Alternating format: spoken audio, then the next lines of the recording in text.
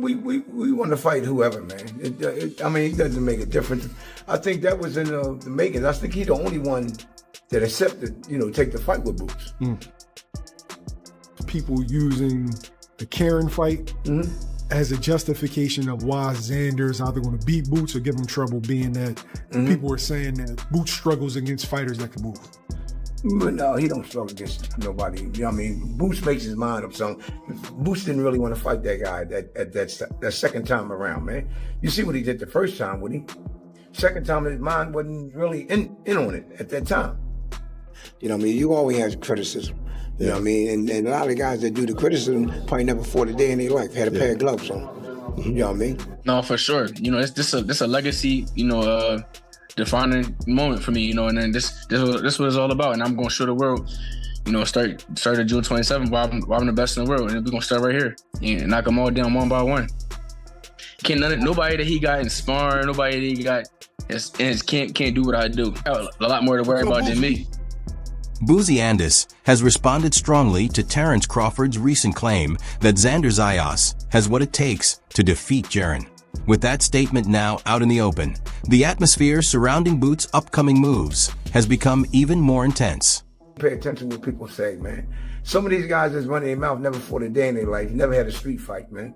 So, let them keep on running their mouth. And then you got all them haters out there, though, you know what I mean? They don't want somebody making it. From Booz's camp, Crawford and other detractors are pointing to previous matchups in an effort to raise questions about Boots' capabilities. However, Bozy remains unconvinced that Boots struggles against movers, boxers, or any particular approach. In his view, Boots still possesses an untapped gear that audiences have yet to witness. And if Xanderas proves to be the kind of opponent who can draw that version out, Bozy is confident that fans will see something remarkable. He also dismissed the chatter circulating online, pointing out that many of those voicing opinions have never stepped into the ring themselves and lack a true grasp of what unfolds inside the ropes. So from Team Ennis' standpoint, Crawford is free to make his call, fans are welcome to weigh in, and critics can keep talking. But when the time comes, Boots will deliver the final word where it actually counts, inside those four corners. I don't care. See, my thing is I don't care nothing about that. I don't care what they say. We don't feed into that kind of stuff.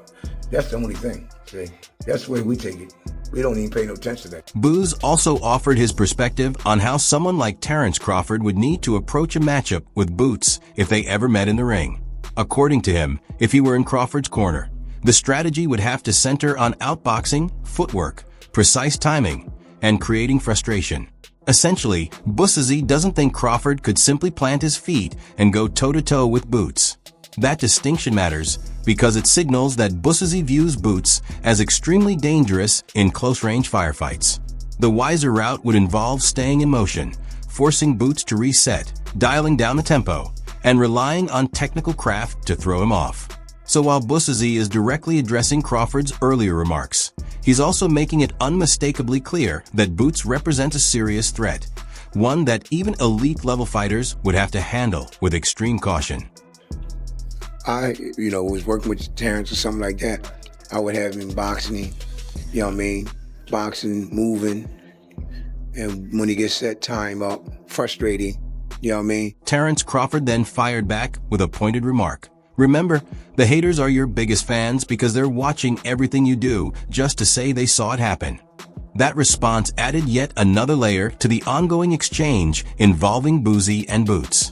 Bozy had been laying out his case for how Crawford would have to rely on movement, boxing, and frustration tactics against Boots in a potential matchup, all while pushing back against those casting doubt on Jaron. Crawford's message seemed to dismiss the criticism altogether, reminding everyone that even those speaking against you are still keeping close tabs on your every move. In his view, negativity still counts as attention, and attention means people are locked in on what you do. Crawford then continued, "How did y'all get Boots out of anything I just said? That's crazy how y'all play like y'all like him, but wanted me to end his career before it started because that's definitely what would have happened. You all are something else, I tell you." This follow-up only made the situation more intriguing, as Crawford appeared to distance himself from the idea that his original remarks were directly aimed at Boots. Yet in the same breath, He took a sharp jab by suggesting that people secretly wanted to see him put an early end to Boots' run. That comment speaks volumes. It implies Crawford believes a showdown with Boots would have spelled serious trouble for the younger fighter, not merely an even contest. So while fans were busy drawing connections between his words and the Bozy Boots narrative, Crawford turned the tables and essentially accused them of manufacturing the storyline themselves. Shortly after, Boots appeared alongside Shannon Sharp, Chad Johnson, and Joe Johnson, and he came across as completely dialed in for his upcoming bout with Xander Zayas. Boots made it plain that this fight carries far more weight than just another night in the ring. For him, it is a defining career moment. He understands that securing a two-weight unified championship would elevate his standing significantly, especially when conversations turn to the elite fighters who left their mark at 154 pounds. When pressed about Xander's abilities and what he might need to keep an eye on, Boots stayed guarded and chose not to reveal much. Instead, he urged fans to sit tight and wait for fight night to unfold. That kind of assurance speaks loudly. It gives the impression that he has already put in the work, identified the gaps, and mapped out precisely how he intends to deliver his message. For Boots, this is about more than just getting past Xander. It is about cementing his place among the very best in the sport. You seen anything from Xander in the fight that he's had? I'm sure you've done your homework. Have you seen anything that you think you might have to worry about when you have this fight? Some things that he might be good at, you know, some strengths of his and some weaknesses that you may be able to expose fight night?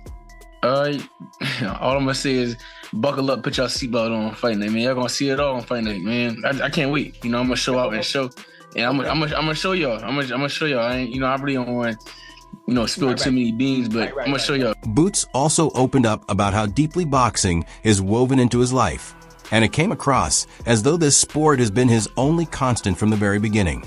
He mentioned that he has been around the game forever, so high-stakes situations like this don't feel unfamiliar or overwhelming to him. This isn't something he stumbled into later on or approached casually. Boxing has been ingrained in him since early childhood. There are even clips of him working the heavy bag before he could properly walk, which gives a clear picture of just how early his journey started. That kind of foundation helps explain why he appears so unfazed when the heat is on. To him, boxing goes far beyond a profession. It is his true passion, his way of life, and the very core of everything he aspires to build. So whenever doubts surface about whether he is equipped for defining moments like this, Boots makes it feel like he has been getting ready for this exact scenario his whole life. So I've been around this boxing game forever, so this like nothing new to me. So I've been here before. Like your first love, I'm saying you started boxing when? How old? By how old were you? I couldn't even walk, and I was in the gym. They got a video of me in the jumper just hitting the bag. Like I couldn't even walk and none of that stuff. Boots was also questioned about Xander's claim that he has never encountered an opponent with that level of skill and power. Yet Boots didn't appear fazed in the slightest. He acknowledged Xander as a capable fighter and gave him his due respect, but quickly made it clear that he doesn't see anything unfamiliar or groundbreaking in his approach. From Boots' perspective, there are other fighters out there who move and operate in ways similar to Xander, but no one brings what Boots brings to the table. He believes his own approach is unique, unpredictable, and genuinely tough to game plan for. That sense of conviction is exactly why he came across so self-assured. In his view, Xander's sparring partners won't be able to truly replicate his style, and Xander's camp won't fully grasp what they're walking into until the moment they step through the ropes on fight night. But when you hear Xander say, you've never faced a fighter like him, he said, yeah, you're a great fighter. He don't want to take anything away from you, but you've never faced anybody like him with the skill that he possessed, the power that he possessed. And he said, like, you're going to be in for it when you guys face. He a solid fighter. He a solid fighter, but it's a lot of guys that fight like him. Yeah. It's not a lot of guys it's nobody that fight like me. I got my own style. He gonna be in for real. Chad Johnson then built on that thought by breaking down why Boots could present such a tough challenge for Xander Zayas. He pointed out that Boots is capable of just about anything inside the squared circle.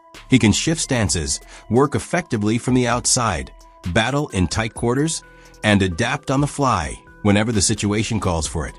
From Chad's perspective, that combination of athleticism, quickness, and in-ring intelligence is incredibly difficult to train for, since no sparring partner can truly replicate what Boots brings once the lights come on. That is why he feels Boots might already be a step or two ahead as soon as the opening bell sounds. Chad also touched on the broader hurdle in Boots' career, noting that landing the matchups he wants has been an uphill battle, largely because so many fighters are fully aware of just how dangerous he really is. He's never seen anyone like you before. Based on his style of fighting, you've seen fighters that fight like him before. Your style is completely different. Obviously, being able to switch hit, fight from distance, fight in the pocket, fight at range, anything you want to do. Athletically, you're probably going to be, just being honest, athletically, and when it comes to ring IQ, you're probably going to be two or three steps ahead of him. Obviously, I think speed is going to be a problem for him as well, which there's no one he can actually get in his camp to kind of mirror what it's going to look like fight night, on the 27th. Right. But after this fight, in which is probably going to be a great one based off what you told us when the show just started, is there someone that you have your eyes set on fighting next? Because for you, it's been a problem for you getting the fights that you want because people are actually scared to fight you. They call you the boogeyman for a reason. People are actually... Jermaine Ortiz also weighed in on the Bozy Ennis versus Xander Zayas matchup, and he made it clear that he views it as a fantastic fight for the sport. He mentioned that fans are finally getting the kind of compelling bouts they've been asking for without having to wait around for years, which is a positive sign for boxing. However, when it came down to choosing a victor, Jermaine leaned firmly toward Xander. He explained that he admires Xander's discipline, his corner, and the controlled, efficient manner in which he operates inside the ropes. Jermaine gave Boots his due credit as well, acknowledging his craftiness and skill set, but he suggested that people might be getting a little carried away with the flashier elements of Boots' game.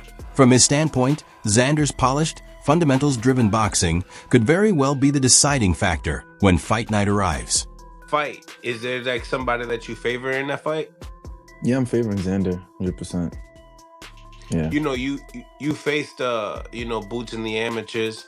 Tell me, what do you see in that fight that makes it interesting, and why you believe Xander is victorious? I just see his work ethic, and he got a great coach too, and I think he's gonna be able to pull it off. And yeah, I fought Boots too. That was a long time ago, but he's definitely savvy as well, and crafty in the ring. So hopefully he's able to. We'll see if he gets to land any of those shots on Xander. But I think a lot of people underestimating Xander's abilities. I think they're going more for the flashy stuff, what they see with Boots, and they're putting more weight on the flashiness than the actual efficiency of it. Jermaine also touched on the connection he shares with Xander Zayas, noting that they have been on the same cards in the past and operate within overlapping circles in the boxing world, which has fostered a natural sense of mutual respect between them. When asked what specifically catches his eye about Xander's approach in the ring, Jermaine highlighted his footwork, his pivots, and the manner in which he commands the space around him. What is your relationship with Xander anyway? How, you guys knew each other for a while? Yeah, we've been on some cards together in the past, and we have some people on the team that we work with that are, on the same team. So it's good. So it's been a good and mutual relationship. When you see Xander, what's the first thing that comes to your mind when it comes down to style? What stands out? I think he's actually able to move a lot and have good pivots and stuff like that. I don't know how people view his style, but I see that he's good footwork. Yeah. You probably don't see that because I said, I think the flashiness of Jaron is overshadowing all of Xander's work. He also raised an intriguing point about how those finer details can sometimes go unnoticed by fans, largely because Boots tends to bring more spectacle and excitement to the table. In Jermaine's estimation, that style and flair often causes people to underestimate Xander's true boxing ability. but he firmly believes that Xander is more economical, more fluid, and more methodical than most observers give him credit for. I don't think that's gonna end in a knockout. No way. No, Boots ain't knocking Xander out. I'll tell you that right now. He's a big kid. Yeah. He's a big kid. Cause like that was one thing about like us, you know, following his career. He gets signed at 16, and then you know it was like a crazy growth spurt. I don't know. In the last like 3 years, he just became a lot bigger. You know, well, you grow. You talking about 16? Those are your growing years. You know, man. You keep growing till you're like 26, 28. You don't keep growing, so he's 23. Still young. Yeah, he's still gonna keep growing. He's still gonna keep growing. So, yeah, I think that's expected. I think sometimes people think that you fought at one weight class, or some coaches or some people think you started somewhere and you're going to end there, or you're going to be there and maintain that for a long time. No, our bodies grow, we get older, things change. Robert Garcia also gave Xander Zayas a legitimate shot against Jaron Boots, and despite the majority leaning toward Boots as the favorite, he insisted that Xander deserves recognition simply for accepting this type of challenge, since many fighters would think twice before stepping in with someone as dangerous as Boots. However, Robert doesn't view Xander as someone merely content to show up and collect a paycheck. He believes Xander is strong, disciplined, big for the weight class, and possesses the mental fortitude to make things tough inside the ring. From Robert's perspective, Boots may need to come out aggressively and hurt Xander early on, because if the contest stretches into the championship rounds, the tide could turn against him. That is precisely where Robert feels Xander's grit, physical frame, and fighting spirit might become a real obstacle for Boots to handle. Right. I mean, it's credit to Xander, right? Taking on a guy that I'm sure most people told him not to, but he is a unified champ. You gotta fight the guys. And look, and I wouldn't be surprised if he pulls it off. Very few give him a chance, but he's a big boy. He's strong. He has the heart. And a fighter that's dedicated, because I know he's very dedicated, very disciplined, heart, and he's big enough to be able to take Boots' punch. 12 rounds is not going to be easy for Boots. I could tell you, 12 rounds, Boots would have to look sensational and put a beating on him the first half of the fight. But I think if it goes late into, I think Boots is in trouble because Xander has tremendous heart, big boy. A warrior. He has the heart that won't stop him. He won't back up. I think he has a chance. Honestly, I do. Zab Judah kept it straightforward when breaking down the Xander Zayas versus Boots Ennis showdown. He acknowledged that Xander does have tools to make things interesting, but only if he approaches it the right way. In Zab's view, Xander cannot afford to stay on the perimeter and try to outbox Boots from range, because that is precisely where Boots operates at his best.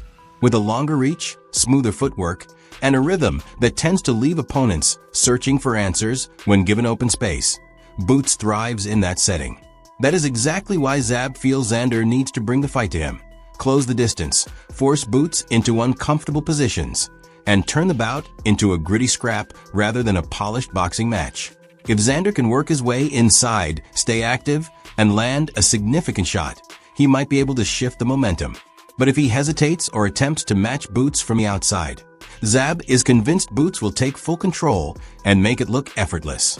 Can Xander's style expose Boots?